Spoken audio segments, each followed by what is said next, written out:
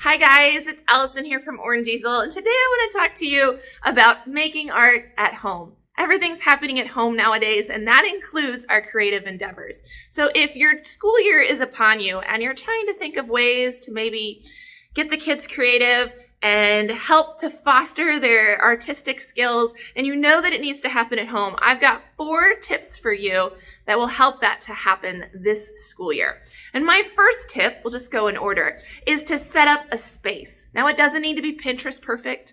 We're not talking magazine worthy, but just a dedicated space where they can go and be creative. You want to think about the surface they're going to be working on and the floor underneath it. Those are the kind of the 2 areas that can cause some anxiety for parents. So maybe put a painter's tarp down on your floor. Those canvas ones are heavy duty and great, and cover your surface with butcher paper or contact paper. My number 2 tip, and this might raise your anxiety a little bit, but don't worry, we're going to talk about it, is to put the art supplies where the kids can reach it.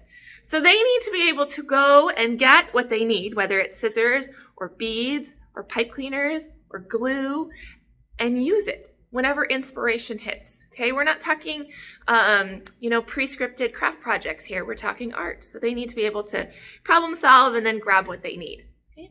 My number 3 tip kind of goes along with number 2, and this is maybe where I'll make you feel a little bit better, and that is to know your limits.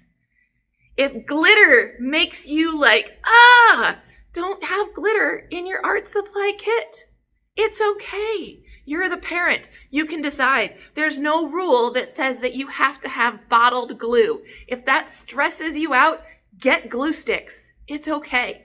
All right? So know your limits. Know what really sets you off and what you don't like the kids to use, or maybe they're not quite ready to use it, and don't include it.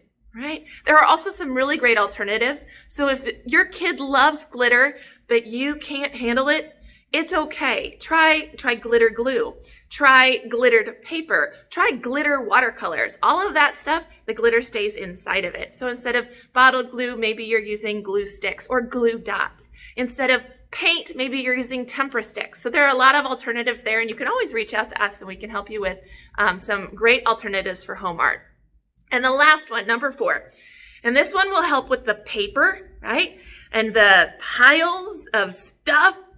Get your kid 2 things. 1, a sketchbook, and 2, a portfolio. So your sketchbook is a place where they can work inside of, whether it's spiral bound or hard bound, and it keeps everything together, and it's such a special thing for them to have. And then the portfolio is like an expanding file, right? A file folder, or maybe it's a giant envelope. You can use lots of different things for a portfolio. But that way, when they finish something and they don't really want to throw it away because it's art, but you can only display so much, you can say, "That's wonderful, kiddo. Put it in your portfolio." And then they've got a spot to put it and to keep it. Now, when that portfolio gets full, then you can talk about sorting through your portfolio or weeding through the portfolio, but we'll cross that bridge when we come to it.